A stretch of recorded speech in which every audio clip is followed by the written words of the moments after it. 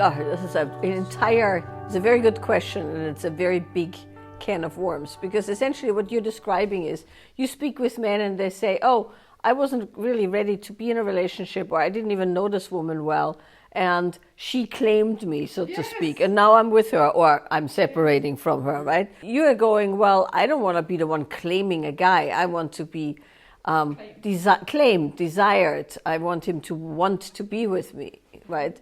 So I think there's something interesting in both of those aspects, because I think when you look at who claims whom, if there's such a thing, right, and often that takes the form of, like you said, this one guy says, well, she was very persistent, right? It brings up a very important and interesting point, which is that traditionally, particularly young men, but now, of course, when they get older, their worth rises or increases, right? A 20-year-old man is not very attractive to anyone other than a, 17 or 18-year-old girl, right? Because they have neither experience nor power, really, and or accumulated any form of wisdom or wealth or expertise.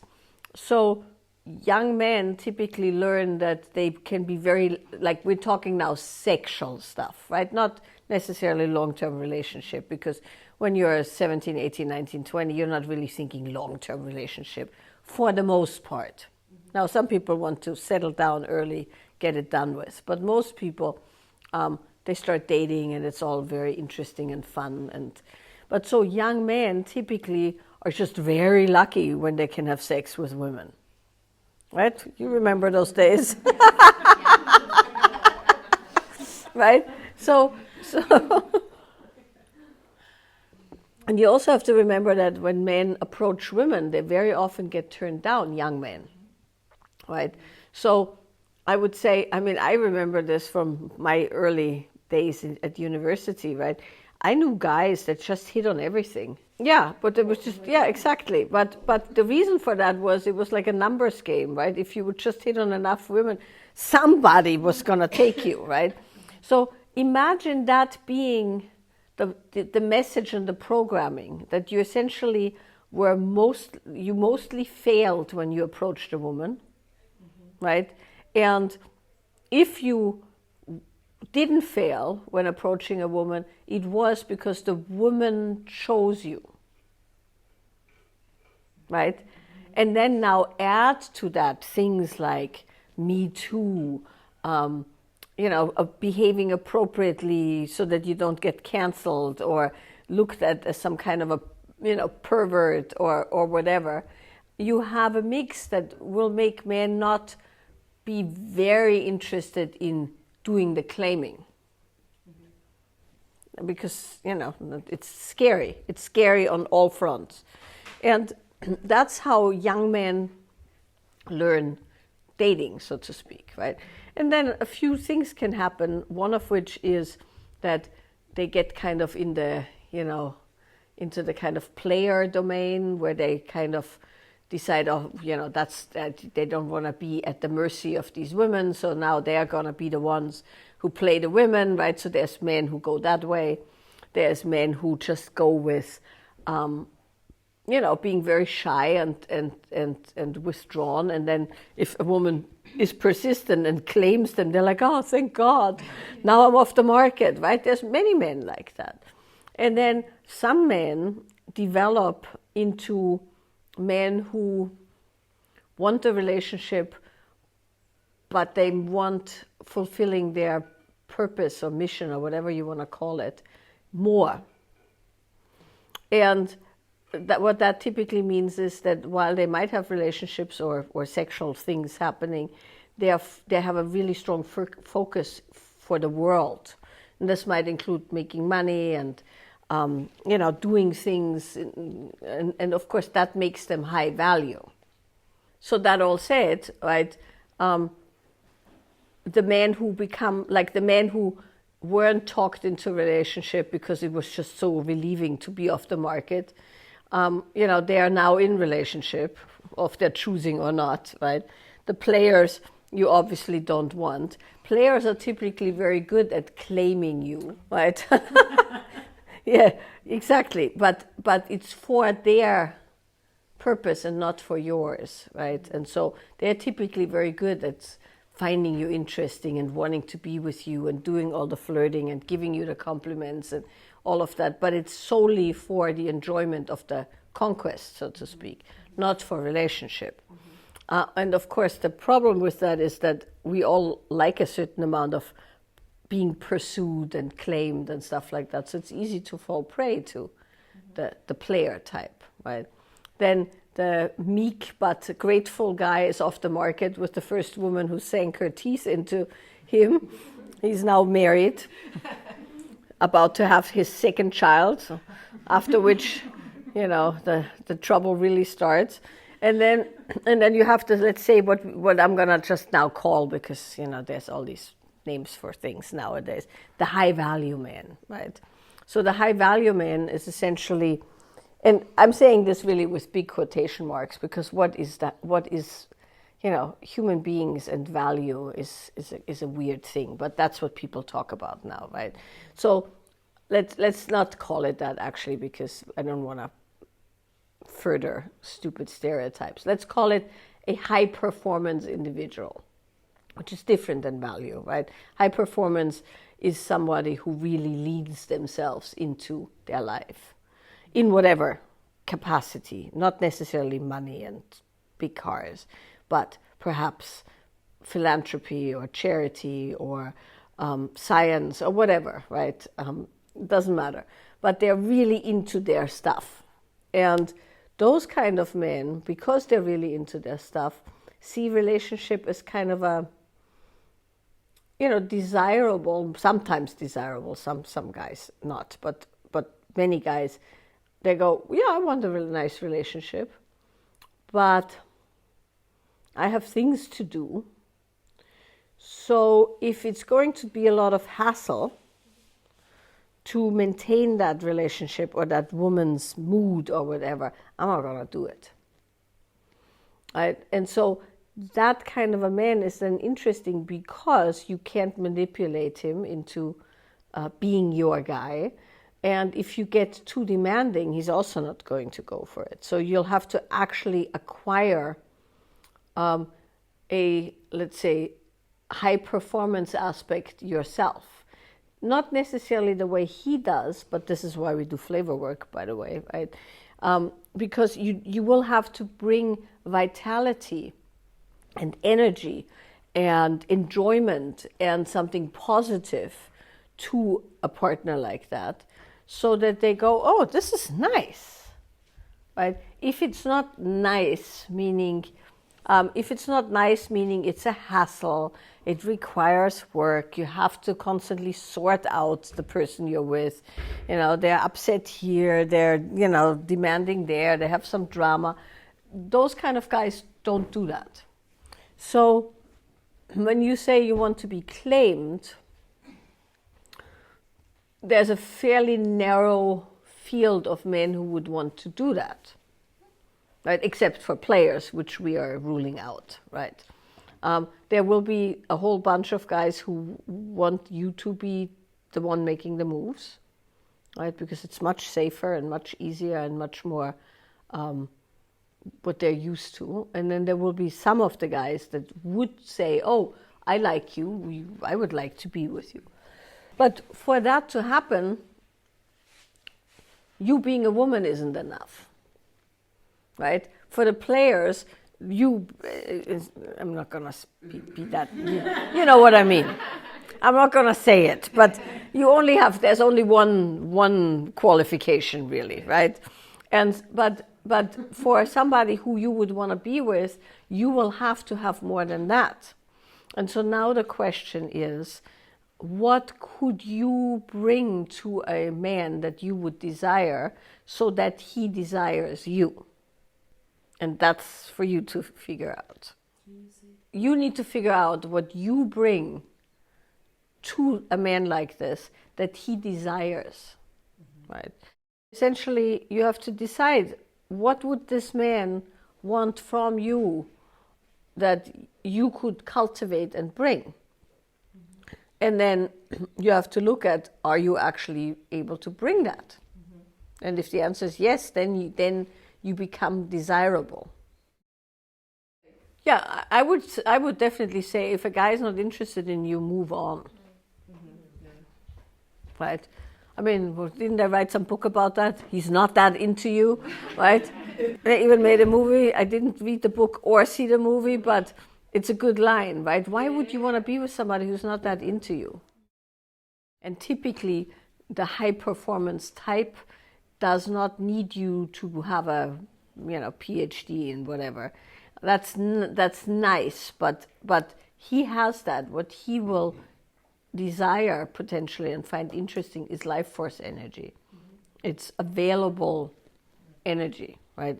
It's also the brain and all of that. But it's what your body brings to the table, which is something that he doesn't have, right? Because the question is always, what can you bring this guy that he doesn't have already, or can't buy, rent, or otherwise acquire? Yeah, and that's really interesting, or get from friends, or from the dog, right? Well, are you good?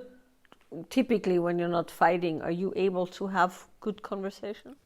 I think one of the ways to really get under this might be to say, we now have a child out of the house, a second one getting independent. Why don't we look at everything and talk honestly about what works, what doesn't work, and maybe decide on changing some things together, right? Where you say, we've been together for 20 years. I've changed, you've changed. Now you've done things with your business. I'm trying to do things for myself with also having a business. Our children are leaving. Maybe it's time to see if we want to kind of create a new kind of relationship, and then go through everything and say, how do we want to do this? How do we want to do that? How about, what would you like to do with the next 10 years of your life or 20 years of your life?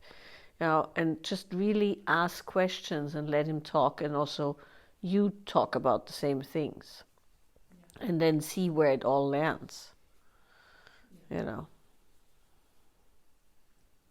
That's what I would suggest.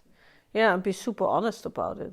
Do you think he would consider getting a little bit more healthy or not really? It's a good time to say, you pick up on what he said there and say, how can we do this? I want to help you. I also want to make sure we have a good relationship, and we maybe do things differently, and can I help you, and what can we do, right? And I'm sure if you don't make him wrong, right, there's a good chance, if he's already said it, that he'll say, yeah, I need help, with eating better or exercising more, or, getting the foot under control, or like all of that.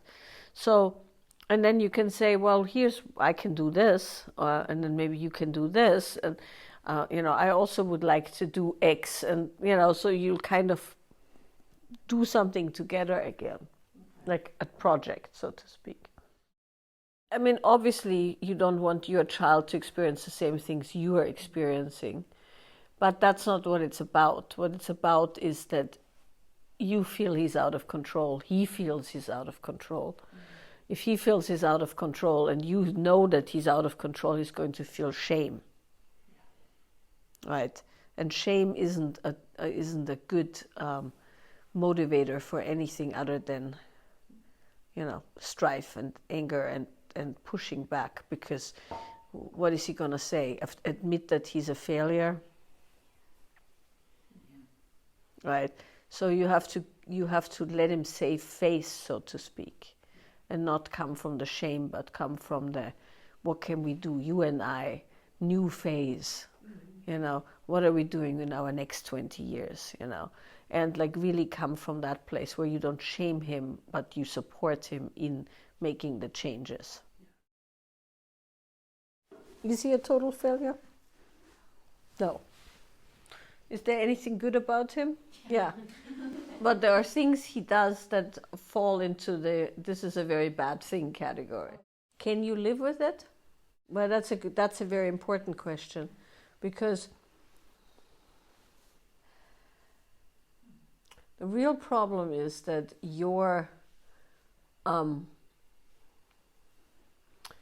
let's say it this way. If you want the pattern to change, your only recourse is that there is a repercussion or a consequence if it doesn't change. Right? That's the only way this works. Because anything else is just shaming and blaming. Right? But if you say, I don't know, what would be a good example? He leaves the front door open when he doesn't lock the front door in a dangerous neighborhood, let's say, right? And you go, I really need you to lock the door when you leave because I don't feel safe. And he says, yeah, and then he leaves the door back open, right? So if you then go, the classic things would be, don't you care about my well-being? You don't care about my well-being is usually how it goes. What is wrong with you? And then come the underlying issue. It's because you're drunk or you're high or whatever. I mean, I'm not saying your partner does that, but whatever. So you're just piling up all the reasons why it's not happening, but there's no actionable consequence, right? None. And so what that does is further numb the person to the actual situation, because now you're just nagging or you're just pointing out the thing, and so there's two ways to go. One of which is to say, why are you doing this? I'm assuming you've done this. You have asked that question. Is it the same thing over and over? Have you had therapy as a couple? I mean, this sounds like it could probably be addressed with a third person present who can point these things out, right? Where you can actually go into the details and where you go, when this happens, this is how I perceive it, this is what it does to me. And then he can say, well, when this happens, this is what I perceive and this is what it does to me. And then you can probably bridge it, or if you can't bridge it, then you can work on what it requires to bridge it, right? So I would suggest therapy. I can give you somebody's name who I very much trust, who does Zoom sessions. Probably wouldn't take much. He's very, very compassionate and very kind and very astute. And so that would be my first go-to, right? And then the next thing would be, can you, if it doesn't change, if this is the life sentence of this is how this behavior goes, it will not change, can you stick around? If the answer is no, then that's one set of circumstances. If the answer is yes, then that's a different set of circumstances. But if you can't stick around, if it doesn't change, you have to say, if this doesn't change, I cannot be here. Yeah. And then that's the consequence. Well, then you have to also have tools, like that. This would be in conjunction with therapy, right? Where you go, we really need to get under this pattern. If we can't, it's not livable. Yeah. And then you work on it, and if it changes, great. If it doesn't, then that's a whole other conversation.